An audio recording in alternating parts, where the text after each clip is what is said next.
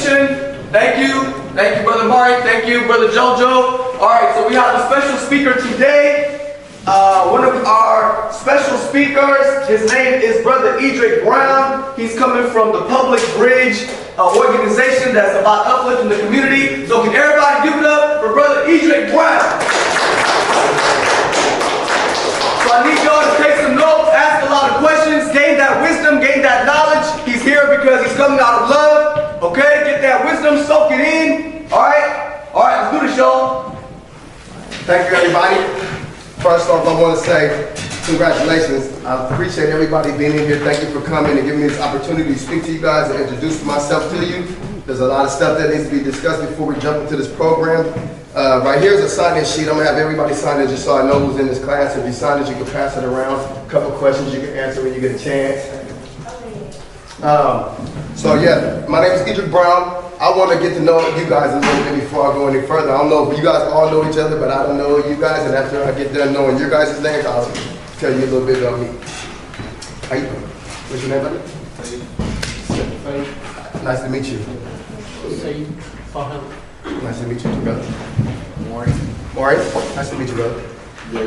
Jay Sean. Nice to meet you. Nice to meet you, Jojo. Nice to meet you. Donovan. Nice to meet you. Nice to meet you. Xavier, nice to meet you, brother. Nice and loud. This one just graduated, huh? Yeah. Oh, He just graduated. Everybody here's about to graduate. Everybody give this man a round of applause. That's right. A shining example of where everyone's going. What is your name, sir? Brady Rax. Nice to meet you. Nice to meet you. Nice to meet you. Nice to meet you. Did I forget anybody? Okay, so my name is Edric Brown. My story is in the streets of Sacramento in the year of 2003. I made a horrible decision and I discharged a firearm at a vehicle after a heated confrontation. That led to me being apprehended, going through the Sacramento court system. What wound up happening is I had received a life sentence for that crime. I was 18. I had never had a previous criminal record. And at that time, the sentencing laws were really aggressive. So yeah, I was sentenced to 39 years to life. And off that sentence, I did 23 years before I was released. To just follow up on that sentence a little bit, at 18, I went to Pelican Bay, I went to all of these different prisons. These are maximum security prisons.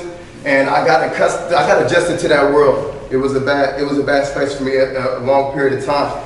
But throughout that process, I got to a point in my life where I know I needed to change. So what wound up happening is I walked up to the program office in one of these institutions, High Desert State Prison.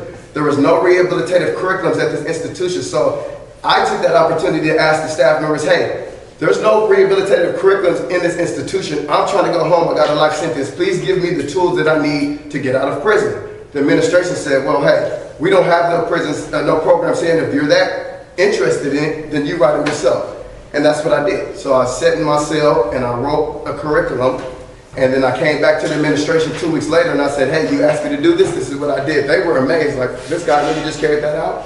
Here goes a computer, take it off your handwriting and put it in like typing form. So I did that. And I ran those programs inside the institutionals without any outside help, and what happened was, it was a success. After we did the curriculum, all of the participants came. We hosted a graduation. We invited all the staffs, the wardens, the administration, and we just did a big celebration acknowledging everything that was done. That wound up being the CDCR article, and that's when I started realizing that I had a little bit of talent when it comes to writing. So we put those programs in CDCR, California Department of Corrections, and they contracted us, and they're running in multiple institutions as we speak through Prison from the Inside Out, Inc. That's the nonprofit organization that sponsors these programs. The reason why I bring these programs up, because these are the same programs that we'll be doing today. So this program that we're doing today is also implemented in multiple institutions where these guys are taking these programs, learning tools about themselves, and going to a parole board to establish that they have the insight necessary to be granted parole. Right, so with that being said, I'm gonna go ahead and explain this a little bit. Everybody should have one of these, right? This right here is just a cover page. It's simply something printed out just to let you know everything about the facts of what's going on today. Yes, sir? Do you want me to show him since he doesn't have one? You don't have one? Okay, here we go. Here. Okay, so this is just the cover page. Just to let everybody know, we're at the Miracle University. We're about to do an assignment out of the Causative Access Program. So the next page is actually the assignment. So how the system works is, I'll pick someone in the audience to read this out loud. Once it's read out loud, nobody shout their answer out loud. And there's a reason behind this, because if you shout your answer out loud, then the next person might hear it, and then it's going to alter their way that they're going to answer it. We want to give everybody the opportunity to voice their original opinion about this scenario. So once you do the first question and you pick your selection, we'll come back in a group setting and we'll talk about it, and then we'll get into other parts of the program. So that's what we're going to do right now. Everybody's participating. Very good. Okay, so the first scenario is called Unseen Victim. Who wants to be the brave person that's going to read that out loud? Don't make me pick on nobody. There's two of y'all. With my hat. Rochambeau. What's this? Rock, paper, scissors. Who's going to? You raise your hand first. Come on. Loud and clear so we can all hear you. Everybody follow along. And remember, after the scenario is read, please nobody answer out loud. Circle the answer in number one, whichever one that you feel is the best way to respond to this scenario. And then on the second question, you're going to elaborate on why did you select that. So I selected this answer, and the reason why I selected this answer is because of this reason. And then we're going to come back into a group session and we're going to talk about that. So go ahead. Okay, do I just read from your reflection? Yeah, read from your reflection and try to speak up so everyone can hear you. All right. The reflection in the mirror reminds you of all the lost years you spent incarcerated for a crime you committed in your youth. The once full set of dark, healthy hair is now lacking luster and permanently gray. Thank you. Emancipation came by surprise. New laws came into effect, which led to an earlier parole date than the courts had originally ordered. Adapting to the social and societal norms as a parole, who has spent majority of life behind bars, who has proven to be extremely difficult. One of the hardest tasks has been trying to acquire a stable job with a felony criminal record. You don't know how to operate in this new era at a moment when you're feeling particularly defeated and alone. Some family members offer an invitation to join them at a cocktail lounge. Once inside the bar, a small group of people began glancing in your direction. Those quick glances turn into odd stares. You scan the crowd of unfamiliar faces, then you become alarmed when one of the individuals bursts into tears the moment they lock eyes with you. With a face full of tears, the individual cries out, "It's you." Reality hits like a ton of bricks. They are the relatives of the person you victimized. The individual in tears is the unseen victim of your crime. Okay, pause. Did everybody fully understand that scenario? Do I need to read it out loud again for everyone to hear that everybody was able to follow along and fully comprehend? Did it, but let's go. Read it out again. Okay, I'm going to read it out loud again. Thank you for that too. You did a great job, brother. Yes, sir. Appreciate you taking the initiative. Okay, the unseen victim. Here's the scenario. Your reflection in the mirror reminds you of all the lost years you spent incarcerated for a crime you committed in your youth. The once full set of dark, healthy hair is now lacking luster and predominantly gray. Emancipation came by surprise. New laws came into effect, which led to an earlier parole date than the courts had originally ordered. Adopting to the societal norms as a parolee who has spent majority of their life behind bars has proven to be extremely difficult. One of the hardest tasks have been trying to acquire a stable job with a felony criminal record. You don't know how to operate in this new era. At a moment when you're feeling particularly defeated and alone, some family members offer an invitation to join them at a cocktail lounge. Once inside the bar, a small group of people begin glancing in your direction. Those quick glances turn into odd stares. You scan the crowd of unfamiliar faces and then become alarmed when one of the individuals busts into tears the moment they lock eyes with you. With a face full of tears, the individual cries out, "It's you!" Reality hits you like a ton of bricks. They are the relatives of the person that you victimized. The individual in tears is the unseen victim of your crime. Now everybody take a couple minutes to look at the questions. I'm gonna read the questions out loud. Please nobody shout their answer or what they would say in this scenario until we go through the process. Question number 1, how would you react to this scenario? A, sincerely apologize to the victim's family for your actions as a youth and then ask them for their forgiveness. B, deny responsibility of the crime and then blame your lengthy incarceration on a corrupted justice system. C, try to justify your actions and then ask them what would they have done if they were in your shoes. D, turn around and leave the bar to avoid any potential conflict. E, none of the above. None of the above is the option for you to voice your opinion that's not on this paper. So if you're looking at these options and you wouldn't do none of these, E, none of the above is the time for you to tell me how would you react to the scenario.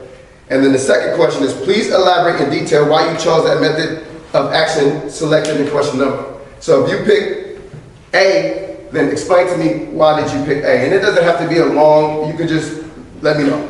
Yes? I pick E. No. Once again, no one yell out their answer out loud. This is the time we take a quick moment to go ahead and answer question 1, and then give me a brief understanding of why did you choose question 1. And in this packet, if you look, there's on the back page, the last page is already a piece of paper for everyone to answer their answer.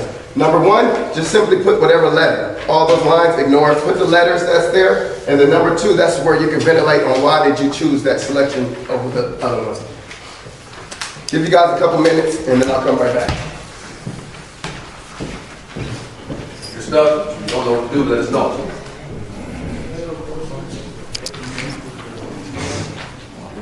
You're right. Let's see how this goes. All right. Everybody who picked letter A, raise your hands.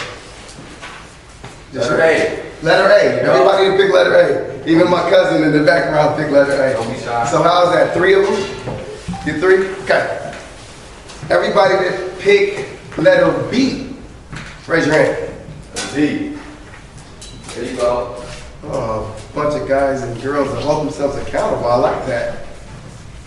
Anybody that picked C, raise your hand. D. That's 2. 3. Anybody that picked D, raise your hand. 3, 4, 5, 6. And what about E? Okay. Now let's process this. Somebody that picked A, let me hear some rationale behind that. What made you pick A? Because it's the right thing to do. I already got my time for it, so. Okay. So he said because it's the right thing to do and he already receives his time for it. Anybody else that picked A that wants a voice? What made them be attracted to letter A? Let's move on to letter B. Anybody that picked letter B? Somebody picked letter B. Let me see some rationale behind that. Nobody picked letter B. Let's move on to C. Let's hear it. The reason why I chose number C is because, let's be honest here, the victim doesn't really know who went down on the night of the scenario and why they went to jail.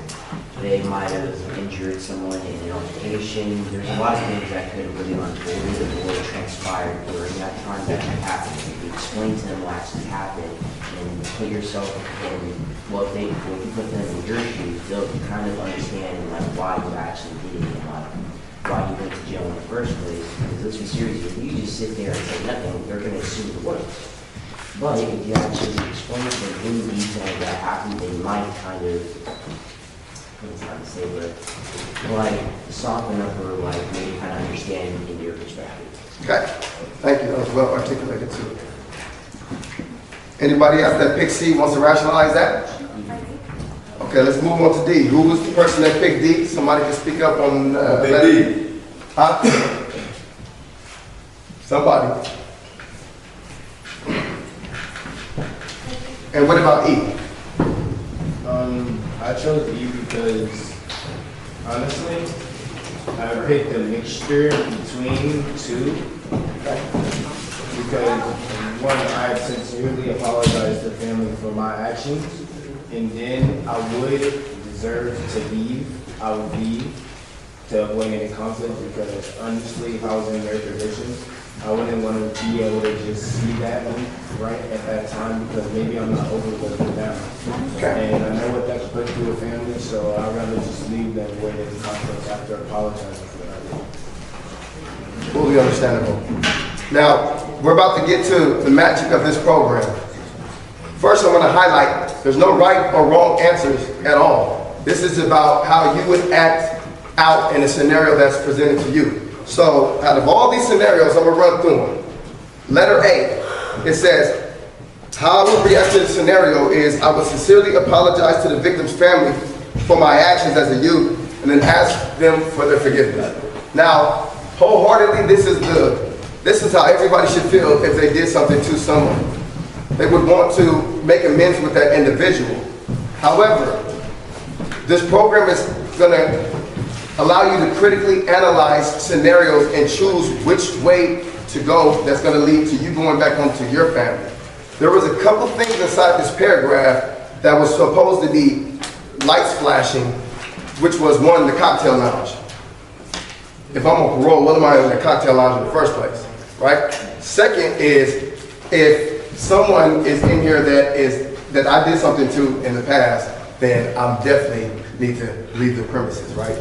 So the cocktail lounge is to put emphasis on, like how you said, it's an example, perfectly how you said to rationalize with somebody. Now, if we're in a bar and they're inebriated, they've been drinking, is it possible to rationalize with them? No. That's not the time to do it. So that's what the key points of this paragraph, the scenario was. If you critically analyze it, okay, if I'm in a bar and somebody I did something to, I didn't do nothing to them, but somebody's family member, and the atmosphere is everybody in here using alcohol, that might not be a good look. So letter A, sincerely apologize to the victim's family for your actions as youth and to ask for the forgiveness. How entitled would I be to see somebody, say if I did something to someone's father and their father's no longer here and there's their son or their daughter, how entitled would I be to think that I have the right to walk up to this person and say, hey, you know what, I'm so sorry for what happened back in the day. I was young, I made a horrible mistake. I waited all these years to talk to you about this, and I just want to establish to you my growth. I'm so sorry. We can't control that person's reaction. What was done, was done. What if they're not at the stage of forgiveness and they do something to you? Call you out your name, put their hands on you. You put yourself in that situation. Your heart was in the right place, but you got to critically think through these high-risk situations. So I would not personally choose A, because I can foresee there's a potential of me going back to prison. B, no one pick B. Deny responsibility of the crime and then blame your lengthy incarceration on a corrupted justice system. Happens all the time. I'm glad to see there's a bunch of mature participants in this room. C, try to justify your actions and then ask what would they have done in your shoes. And that's what we just described. So like in this situation, we got to remember the scenario is you victimized someone's family member. And you've been going all this time, and this might be the first time they've seen you since this, right? So for you to try to walk up to them and explain what happened and rationalize, that still is the same scenario as A. They might not be that mature at this stage, and they might do something to provoke you or harm you. You put yourself in harm's way. That's probably not the way that I would respond to it. D, what's interesting, no one spoke on why they selected D. I wonder why, because D is the choice I would have selected. Do you want to explain why you selected D? Okay, so look, D. Turn around and leave the bar to avoid any potential conflict. So me, and keep in mind, fresh out of prison, this scenario is really live to me. So this is how I would deal with this situation. If you took me to the bar, or if you took me to the hamburger stand, if you took me to the mall, you took me anywhere, and I'm sitting here with you, and we're looking at, say we're at the hamburger stand, and you're like, hey, Edric, man, you haven't tried, and number one, you've been in prison all these years, dude. I want to let you try that. And someone says, hey, Edric, and I turn around and say, it's you. What I would do at that moment, I'm going to say, hey, I appreciate you for bringing me out here. I'm so sorry this has to end abruptly, but I have to depart from these presents because if not, something bad can happen. I'm going to walk away and immediately get on my phone and call my parole officer. Hey man, I just came in contact with one of the victim's family. I believe I left the premises. I just wanted to let you know so there won't be no consequences to this. That's how you go home back to your family. That's how you navigate through that situation. That's the beauty of the program.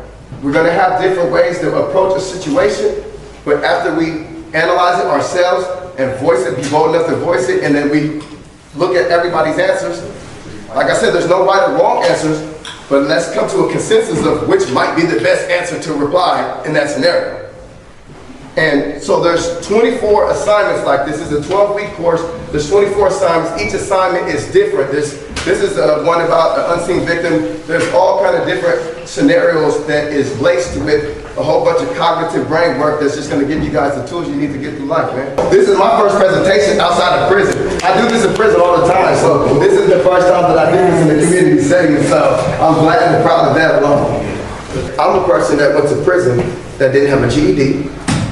I didn't have no kind of articulation skill. While incarcerated, like I said, while I got my mind that was in the right place, I started pursuing my education too. So I was able to accomplish an AA degree in psychology, and then I got halfway through my bachelor's in journalism through San Diego State University before I was released. The judge that gave me life sentence in 2005 broke the Sacramento court system. After learning that I wrote these same curriculums and ran in an institution, he asked Sacramento court system to release me. And they did. They released me after 23 years, no parole conditions, no nothing. I'm not bitter about that 23 years. I had to go through that process. I was out here doing the wrong things. That type of stuff happens. I don't know any of y'all background, if y'all got any like involvement with the justice system or the criminal justice system. I'm gonna just tell you guys like this, man, you're here now, so that means you already beat the odds, period. When I'm in prison, I see kids, every single one of y'all age. Matter of fact, I was y'all age when I went to prison. Come on. Everybody think that you gotta kill somebody to get a life sentence. I discharged a firearm at a vehicle. It hit the back of the vehicle. No one in that vehicle was injured. They gave me life. And then I just cried. And I cried. And I cried. I know what it feels like to be denied parole. I know what it feels like to sit in that cell and question if you're ever gonna go home. Right. I know what it feels like to not have the presence of a woman in your presence for 20 plus years. That's the reality of the situation. Was you scared? Absolutely. Every single day. It's a crazy question you asked me. In High Desert State Prison, this was one of the most dangerous prisons. I've personally seen multiple people get murdered. So I used to say a quick prayer to myself every time before I stepped out that cell for 23 years. God protect me, and if you can't, just have a spot ready for me in your head. That's the only thing I can say. Was 23 years or 39 years to life egregious? Was it over sentencing? May have been so, yes. But I am in no position to complain because I'm the one that committed the crime to put myself in that situation. So when I decided to pull that trigger, I have to accept whatever that comes along with that. I hold myself accountable, and now what I'm doing now is to repay society for everything that I did do before prison, during prison, and after prison. For the first half of it, and keep in mind, we're talking about a decade plus, I was doing all the wrong things. I had a rocky road. I was not the person that you see right now. That is not who you see. This person has been created after all of the things I went through and realized what is right, what is wrong, what is worth it, what is not. I still go back into prisons and teach these same curriculums. And by the way, all of you guys are invited one by one too. If you guys want to actually get that experience, want to go in there and get some hands-on and talk to some gentlemen, sit in some healing circles like this and hear these men's testimonies, their remorse, their accountability, I'll take it. Can you let them know about how important it is when you go to prison for your family and your mother and you not being able to see those people who are missing out on funerals and stuff like that? So one thing I noticed about being gone for 23 years, man, is, like you said, it severely impacted my family. When I left at 18 years old, my mother was a warrior. She was the head of the household of this family, undisputed. I just seen my mama on her birthday a few days ago. This woman is in the bed. She can't even move. She can't even say my name. She doesn't even know that I'm free because she has full dementia. So my mother, the stage that she remembers me in is pre-GED. She doesn't know about these programs. She doesn't know about nothing. She just knows her son got life and she had a stroke because of that. And then she doesn't have any consciousness. She's going through that phase of her life. So I lost all those years with my mother. I'll never get it back. Every time I see her, it breaks my heart. Every time, over and over and over again. But I have to do it. Because in reality, I'm the one that robbed her. I made the decision to take me away from 23 years. I robbed her of the opportunity to see the son that you guys are witnessing right now. Woo. It's all right, man. It's all right. All right. Come on. Y'all almost got me emotional too. You seen that? Don't tell nobody. Give Mr. Brown a hand, you guys, real fast.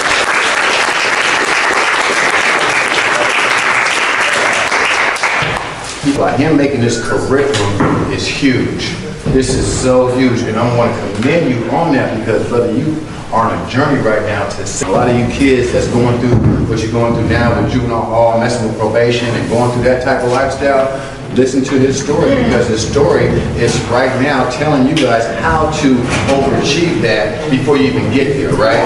Before you make it to that part of it. So what I want to do, brothers, I want to bring you on my radio show. I have a radio show on 97.5. I want you to tell your story. Tell your story on there with the same way that you're doing it here, brother. Because we want to keep you out, right? You already out. Your mind is out, right? You ain't going back. And having a good support team, family and support is needed also. He's telling y'all the right story, and I'm telling y'all as younger kids, how you guys are going through the system, you don't want to make it that far to where he said he was just at. So I commend you, brother. Thank you, brother. We're going to help you with this journey. We're going to continue.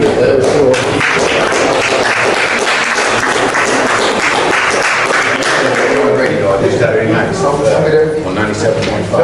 I'll be there for sure. Yeah, so thank you, everybody. I appreciate that. That was the closer right there. It was humbling. For you guys that's going through like the criminal justice system, if anybody's experiencing that, I'm open to talk about it, man. I've got a vast history and knowledge of this kind of setting, and I want you to know, my wholeheartedly, you guys are here in this classroom right now. That means you have full control over your lives. I know hundreds of people your ages in prison that don't have that control. They're not coming home. I came home, I had to go above and beyond to get out that life sentence. They might not make it.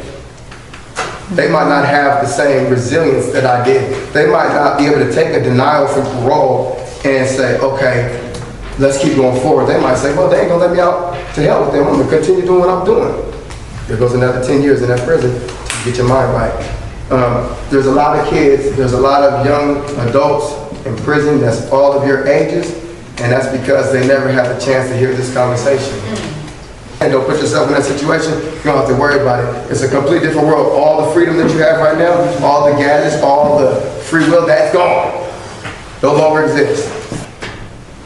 Now, before you went in, before incarceration, what would you advise young folks to get involved in to avoid getting into that? Great question. So look, I'm gonna tell you like this. There's absolutely no excuse for nobody in this time and age to not have any motion or any traction in the legitimacy world. You have every resource at the tip of your fingers, things that we did not have. Utilize what you guys have now and build something humongous. You can create an app. You can create any good idea and be the next big thing. So I didn't know that I had a writing ability when I went to prison. I never wrote a letter. I never wrote anything prior to prison. I was in the streets. And then I got into prison and I realized that I had this writing ability. So I always ask myself a question like, Idrik, if you could rewind the hands of time, would you take back that day? It's a hard question because look, if I took it back, I would be able to have that time with my mother. Yeah. Who's to say she would even took that downfall in her health? I might have been able to help her. I sacrificed that. But look at my journey though. Look who I became. Remember the diamond, right? It's a rock at first. You gotta go through the system to get polished. So what I went through made me who I am today. I probably wouldn't have been this person if I never went to prison. So it's really hard for me to answer that question. My goal is to take what I've been through and share it with you guys, so none of you guys have to go through it. None of you guys should have to go through this. I'm right here. I'll give every last one of y'all my number. You can call me at any time. There's never a situation to where you should put yourself in a situation to get incarcerated. It's just not. Once you enter that system, man, it's a lifetime to get out of it. Yeah. I have a question. Yes, ma'am. I know, well, you probably can have a conversation or talk about it. Oh, I just lost my train of thought. It's okay, it'll come back to you. It will. Yeah.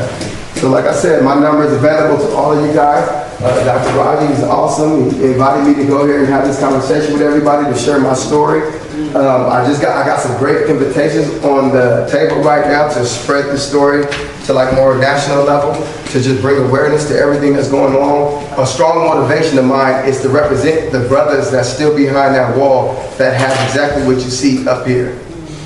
There's people in there that is better than what you see today. So what kind of person would I be to spend years of my life with these individuals, get out because I got recognized, and leave them because they didn't? I got to make sure they get recognized. That's just the realness of me. There's people like me in there that just need that branch, and if I can do it, that's why I made the public bridge. Our mission statement is, our mission is to bridge social and economic gaps of disparity through community unification, peer mentorship, and preventative support programs. With that being said, I want to thank you guys all for allowing me this opportunity to come up here. Appreciate you guys.